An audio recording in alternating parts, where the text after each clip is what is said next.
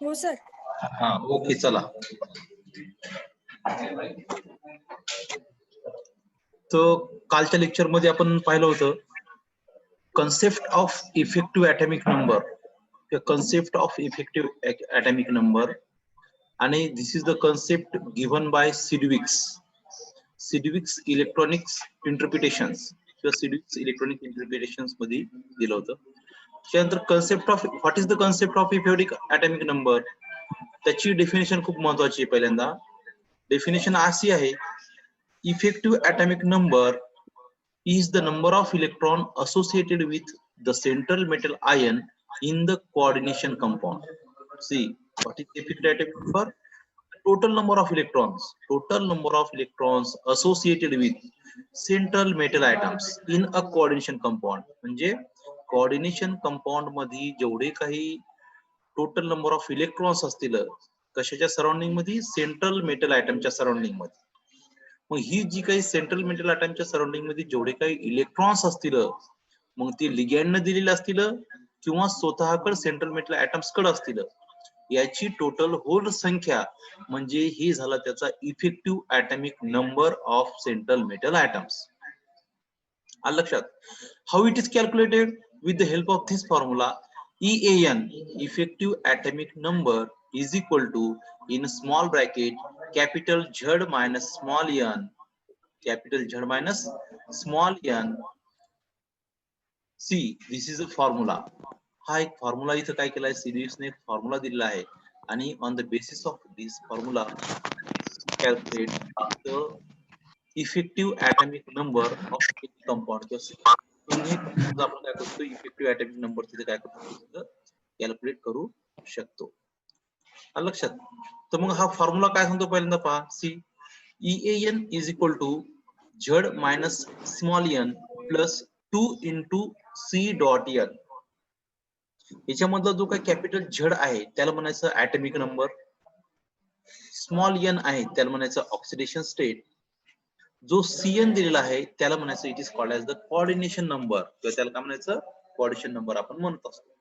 मग झेडला म्हणलं आपण ॲटॉमिक नंबर, सेंट्रल मेटल ॲटमचा ॲटॉमिक नंबर असेल, स्मॉल n असेल, जेवढी काही ऑक्सिडेशन स्टेट असेल ती ऑक्सिडेशन स्टेट काय करणार आपण, कॅपिटल झेड म्हणजे ॲटॉमिक नंबर मधून काय करायची, मायनस करायची.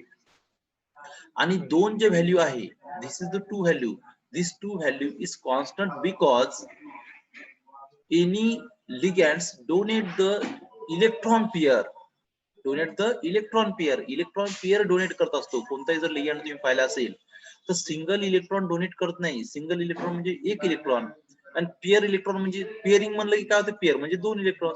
म्हणून ही संख्या काय घेतलेली, 2 आहे. आणि 2 इंटू कोऑर्डिनेशन नंबर. कोऑर्डिनेशन नंबरची डेफिनेशन आपण याच्या अगोदरच्या लेक्चर मध्ये पाहिलेलं आहे. कोऑर्डिनेशन नंबर म्हणजे काय म्हणतो आपण, जेवढे काही central metal items bond, coordinate bond formation करतो विथ लिगँड्स, और the number of bonds formed by the CMI with the ligand is called as the coordination number.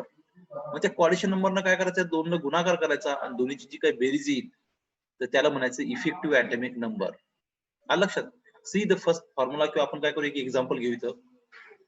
With the help of example आपल्या लक्षात येऊन जाईल how it is calculated. Example पहा काय दिलेलं आहे इथं.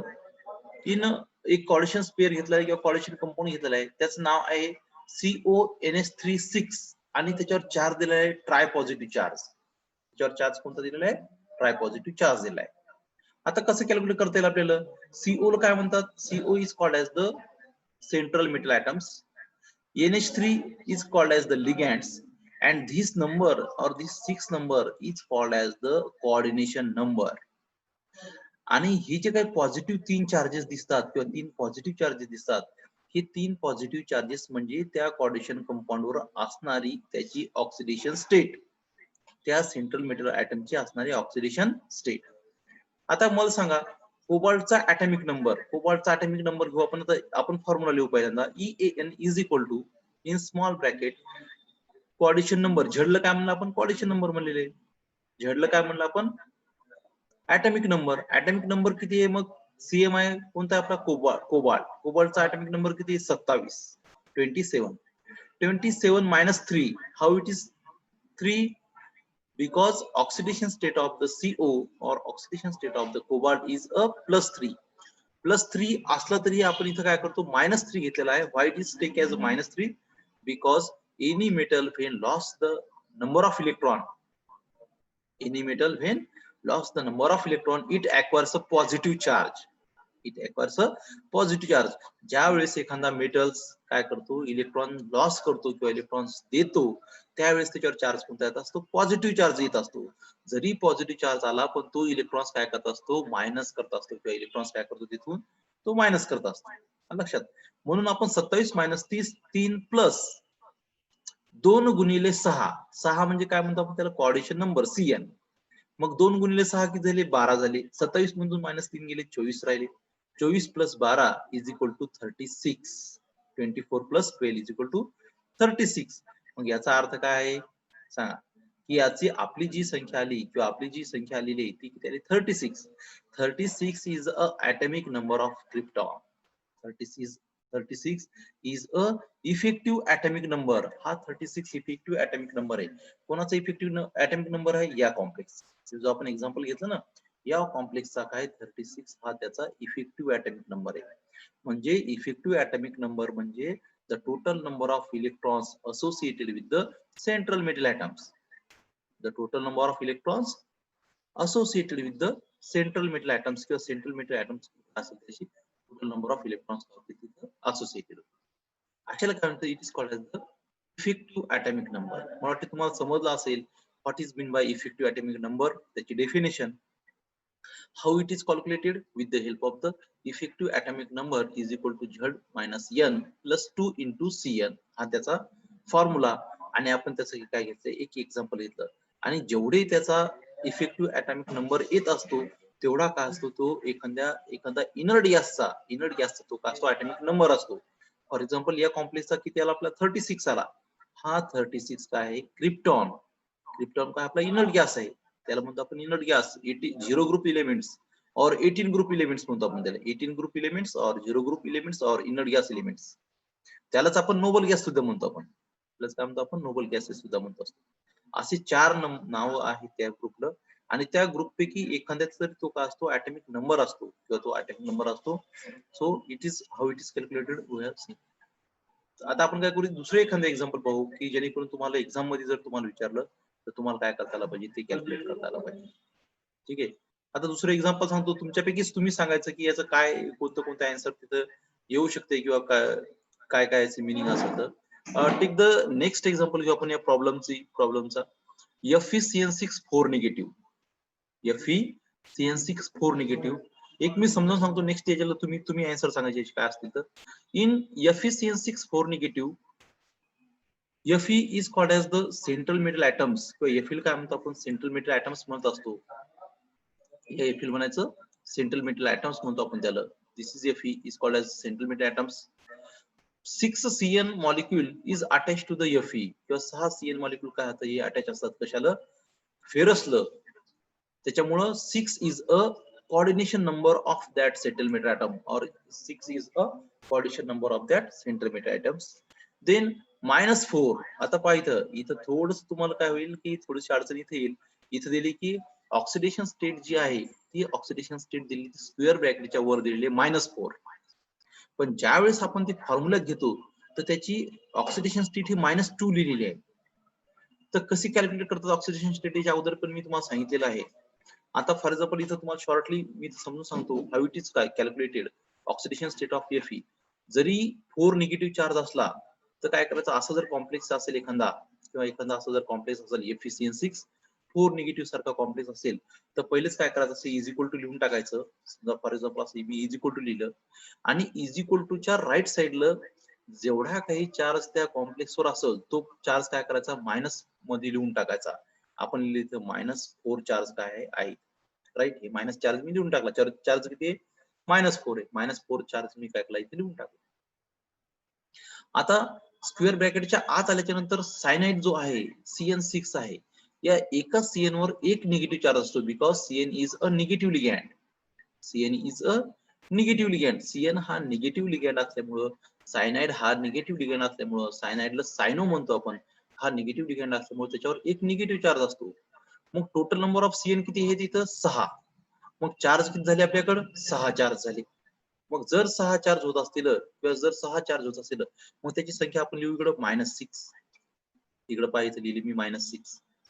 आता खाली ज्यावेळेस घेतो आपण हे -6 ज्यावेळेस इकडे जातील म्हणजे राईट साईडला जातील त्यावेळेस ते काय होतील +6 होतील. -4 प्लस म्हणजे हे झालं प्लस इकडे आलेला 6.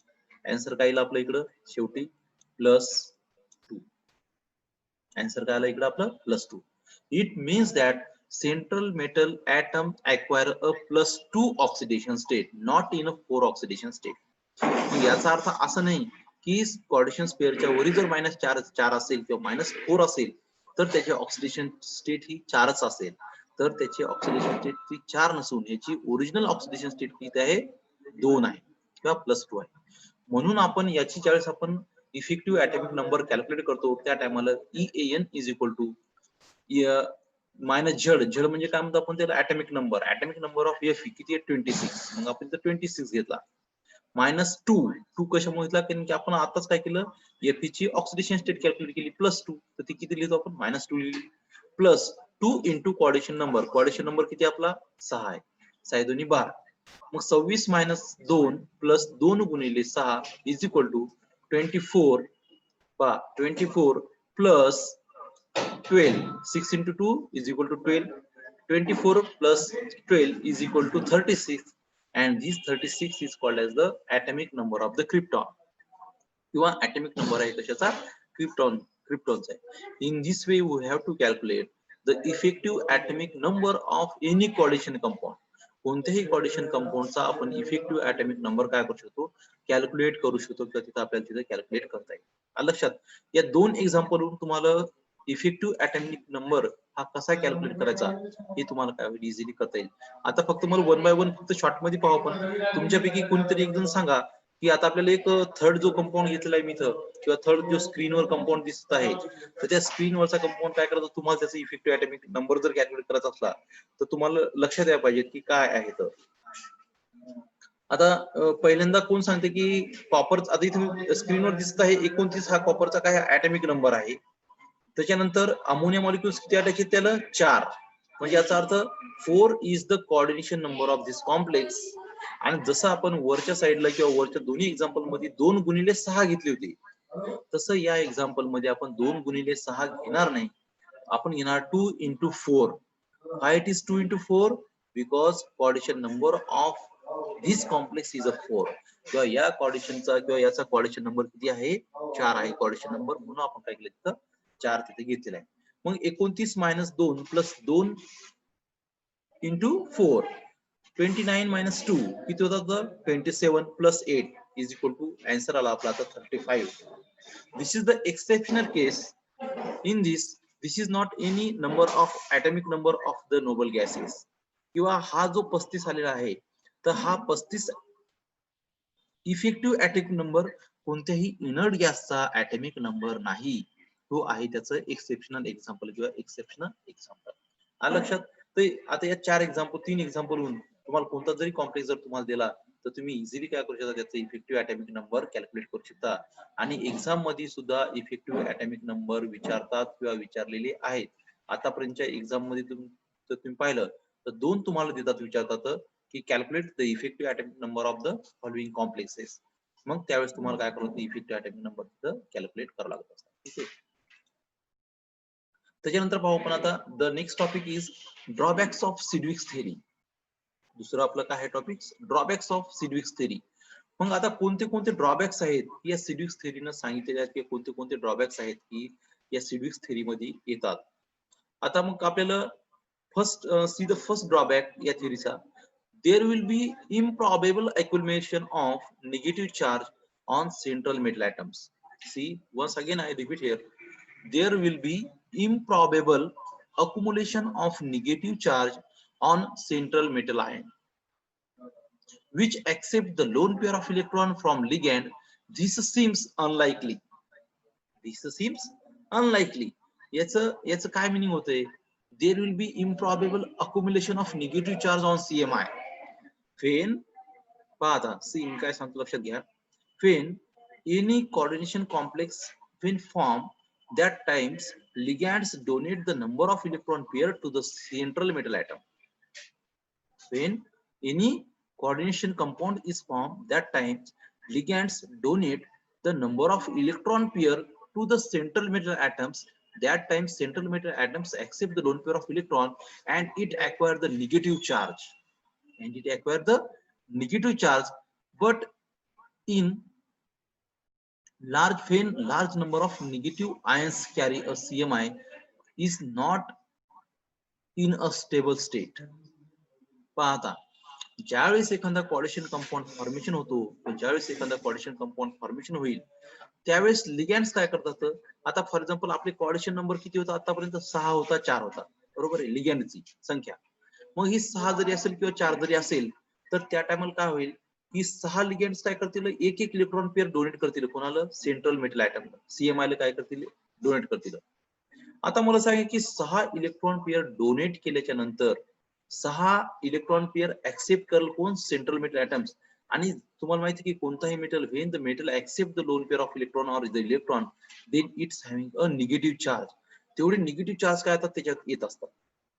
मग 6 lone pair of electron central metal ॲटमला काय केले, ऍक्सेप्ट केले, त्याच्यावर चार्ज मायनस किती आले, 6 निगेटिव्ह चार्ज त्याच्यावर आले.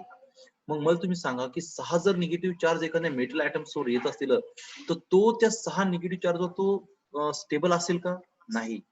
मग हेच याचा ड्रॉबॅक आहे की why it is not stable और why it is not stable the CMI.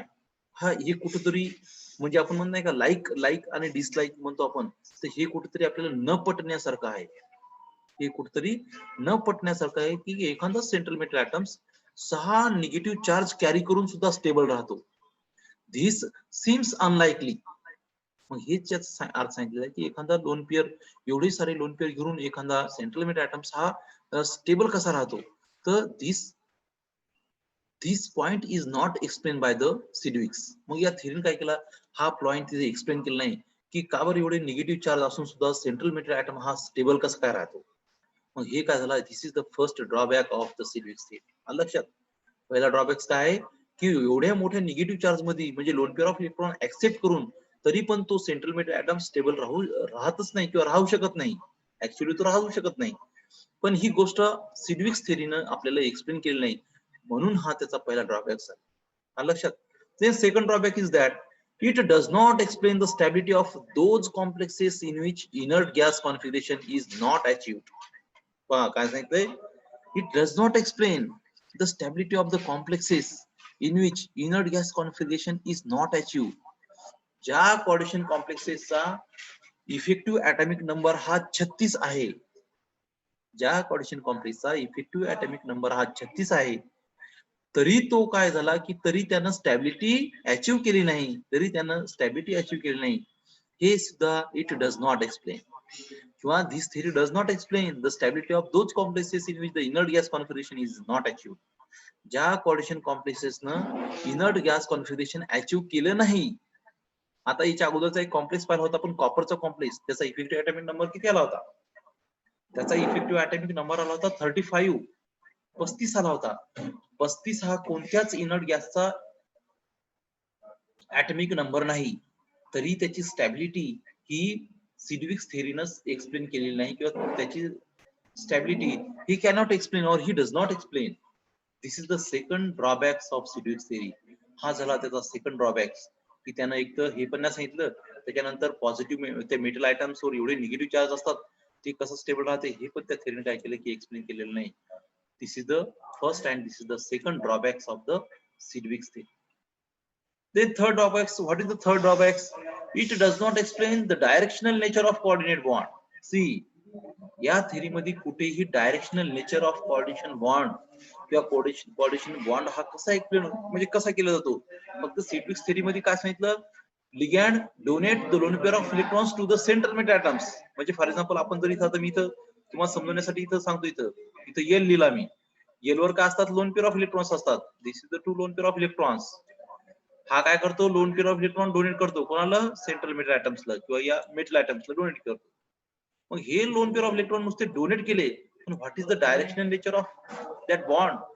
त्याची डायरेक्शनल नेचर काय आहे, किंवा त्याची जॉमेट्री काय आहे, किंवा त्याचं हॅबिटेशन काय आहे त्या मॉलिक्यूल मध्ये, Sidgwick does not explain, or this theory does not explain the directional nature of coordinate bond. त्या coordinate bond मध्ये त्याची जॉमेट्री कोणती आहे, त्याच्यानंतर त्याचा बॉन्ड अँगल किती आहे, तो कसा फॉर्मेशन झाला, he can not explain. This is the third drawbacks of the Sidgwick's, किंवा हा काय आहे, थर्ड ड्रॉबॅक्स आहे कशाचा, सिडविक्स थेरीचा.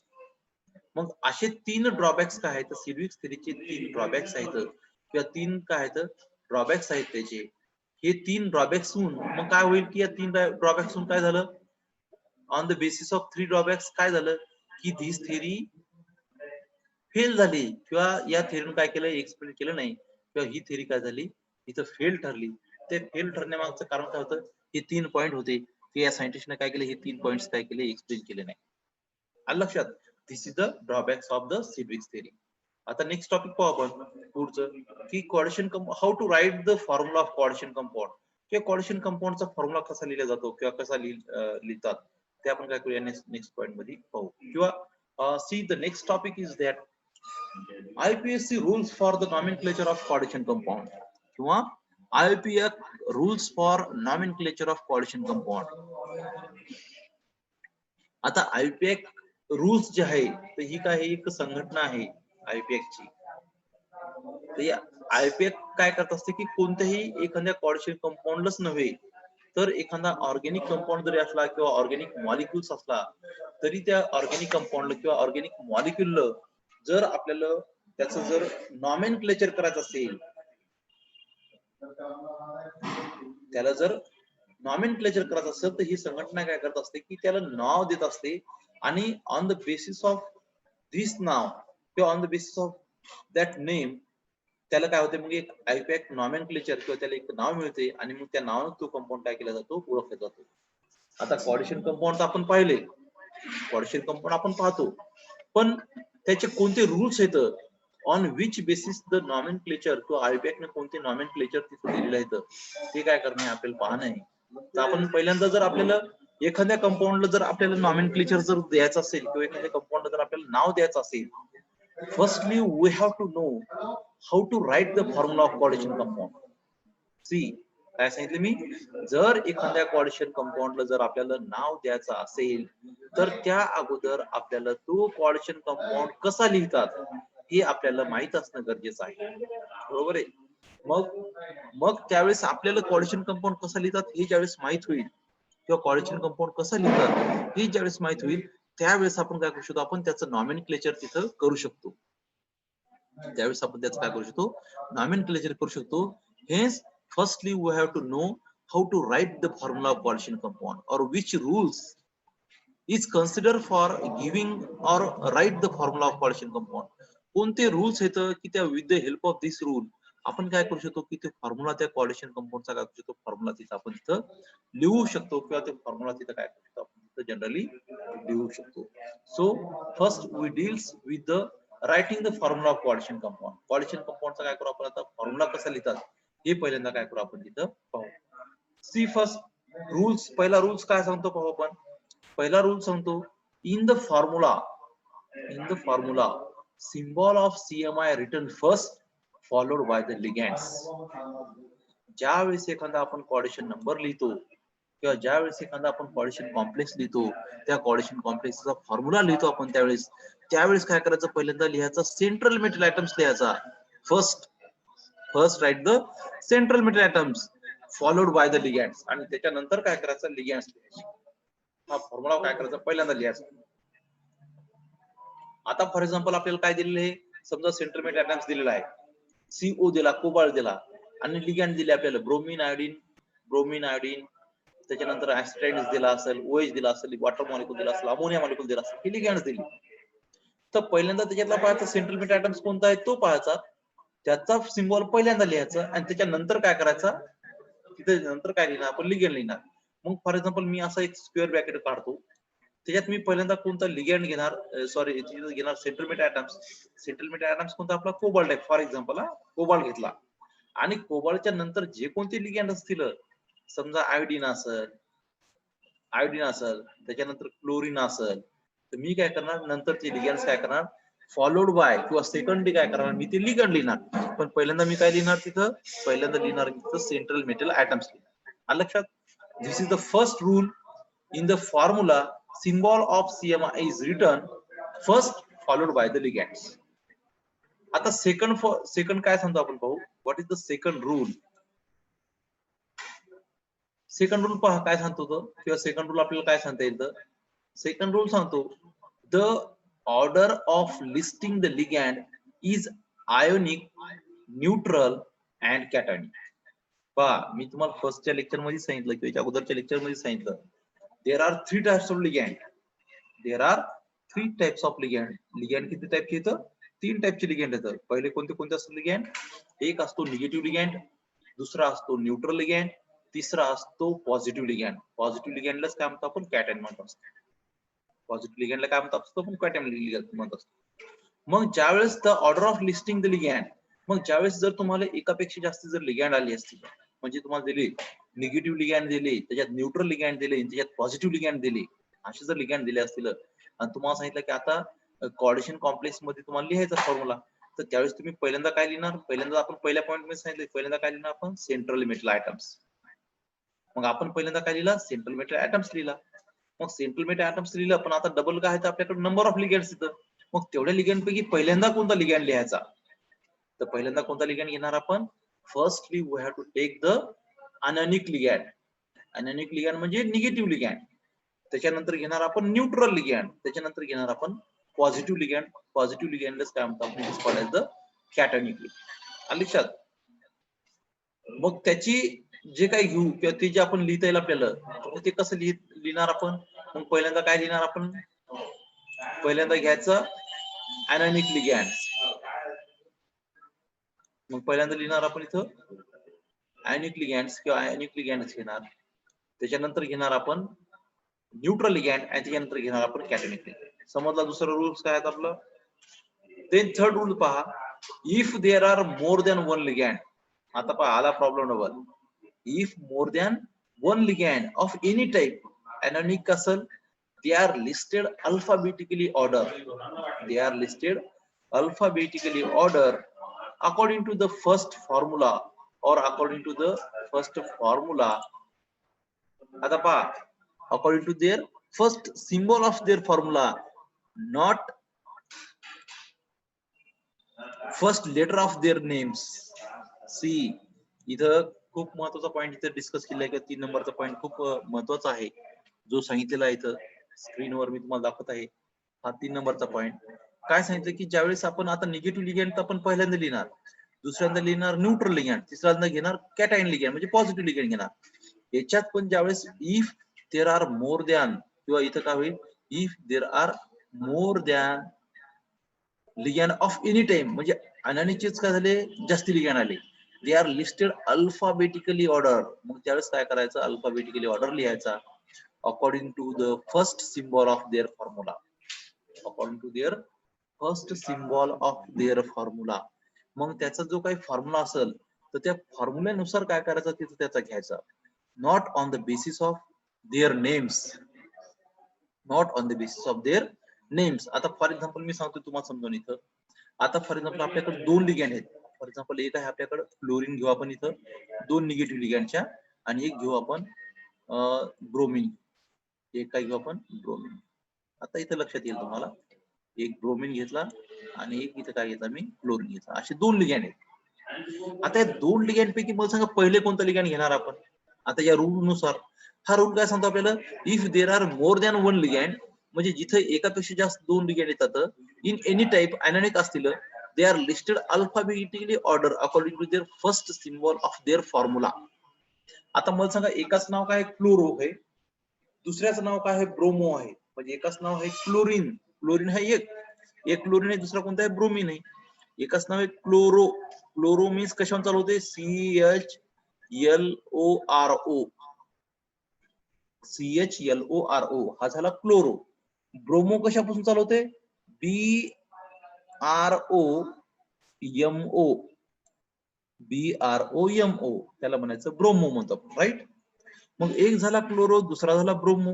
मग आता क्लोरोचं सी अगोदर येते का ब्रोमोचं बी अगोदर येते? एबीसीडी नुसार जर अल्फाबेटिक नुसार जर पाहिलं आपण तर काय ते कोण सांगते? काय ते पहिल्यांदा ABC. तर पहिल्यांदा काय तो बी येत असतो. जर त्याच्या नावावरून जर घेतलं ना मग येईल बी. त्याच्यानंतर काय येईल क्लोरीन येईल. बर आता आपल्याला काय सांगितलं रूल्स, आपल्याला सांगतो रूल की जे काही त्याचे लेटर्स आहेत किंवा जे काही त्याचा फॉर्म्युला मधला आहे तो पाहायचा पहिल्यांदा. मग आता इथं आला बी, इथं आला सी. मग एबीसी नुसार जर पहा बरं काय येतं A B C. A B म्हणजे ब्रोमिनचा बी हा अगोदर येतो ऍज कम्पेअर टू क्लोरीन. म्हणजे पहिल्यांदा आपण कोणता लिगँड लिहिणार, मग पहिल्यांदा आपण लिहिणार ब्रोमिन लिगँड. कशामुळं, कारण की बी हा सी च्या अगोदर येतो एबीसीडी नुसार. त्याच्या नावावरून घ्यायचं नाही, त्याच्या नावावरून एखाद्या वेळेस दुसरा येईल पण त्याच्या नावावरून न घेता त्याचा जो काही फॉर्म्युला आहे on the basis of formula we have to taken first. मग आपण निगेटिव्ह मधला पहिल्यांदा कोणता घेतला, ब्रोमिन घेतला. नंतर कोणता घेणार आपण, नंतर घेणार क्लोरीन. आलं लक्षात. मग अशा बेसिसवर काय करणार आपण, तिथे लिगँडचं काय करणार, सिलेक्शन करणार.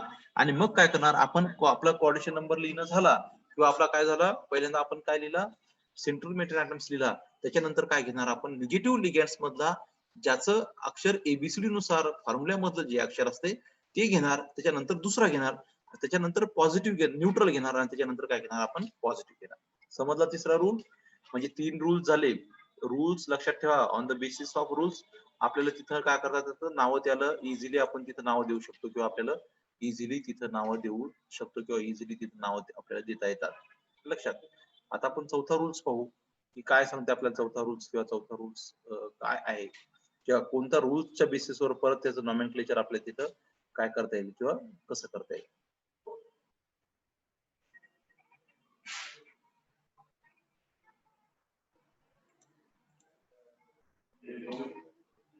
फोर्थ रूल पहा. See the fourth rule, the polyatomic ligand are written in parentheses. The polyatomic ligand are written in parentheses. For example, a complex containing one CO tripositive ion, chlorine negative, bromine negative, iodine negative, and 3NH3 as ligand will be represented as.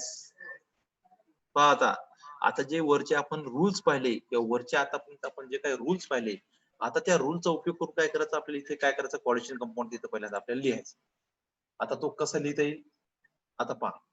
आता मी तुम्हाला याच्या अगोदर बी example दिलेलं आहे की polyatomic लिगँड्स आहे return. याच्यामध्ये तुम्हाला काय दिलं, अ कॉम्प्लेक्स कंटेनिंग, एक तुम्हाला कॉम्प्लेक्स दिला, याच्यामध्ये एक दिला सीओ ट्रायपॉझिटिव्ह, एक दिला त्याच्यात क्लोरीन दिला, ब्रोमिन निगेटिव्ह दिला, आयोडीन निगेटिव्ह दिला आणि अमोनिया मॉलिक्युल्स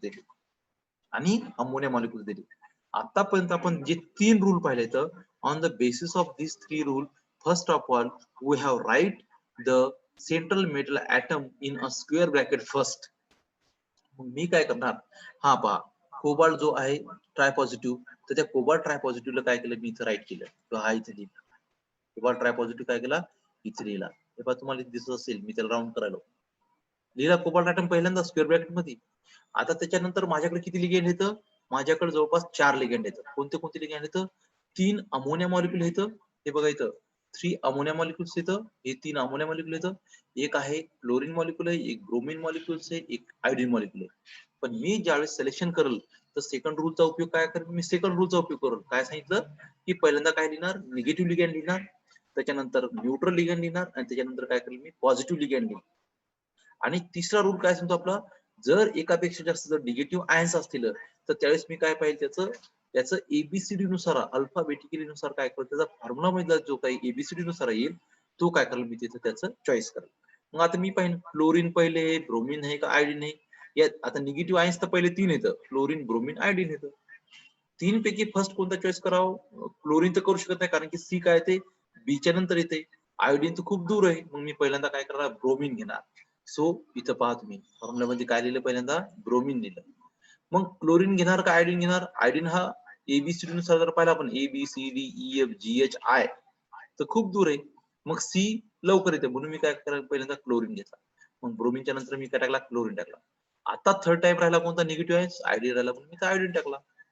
आता हे झाले निगेटिव्ह आयन्स संपले किंवा निगेटिव्ह लिगँड संपले. निगेटिव्ह लिगँड संपल्याच्या नंतर पाहायचं की आपल्याकडे कोणते न्यूट्रल लिगँड्स आहेत. मग न्यूट्रल लिगँड्स कोणते आहेत आपल्याकडे, ammonia. Ammonia is a neutral ligand. मग अमोनिया लिगँड्स काय केले, मी इथे लिहिले, मी लिहिले NH3 3 this is the right representation of the coordination complex. लक्षात, this is the right representation of the coordination complex with the help of given above rules. ते वर जे काय रूल्स दिले तर त्या रूल्स नुसार हे जे काय मांडणी केली आपण ही एकदम राईट आहे किंवा एकदम बरोबर आहे. Then see the fifth rule for a complicated organic ligands. For a complicated organic ligand, their commonly accepted abbreviations are used. For example, EN for ethylene diamine, PY for pyridine. म्हणजे काय सांगितलं याच्यामध्ये, consider first symbol of their formula not by the first letter of their common names. याच्यामध्ये पण same तेच आहे. यानं काय केलं, फक्त त्यांचं जो काही आपण शॉर्टकट म्हणतो ते शॉर्टकट नेम काय करायचे ते यूज करायचे.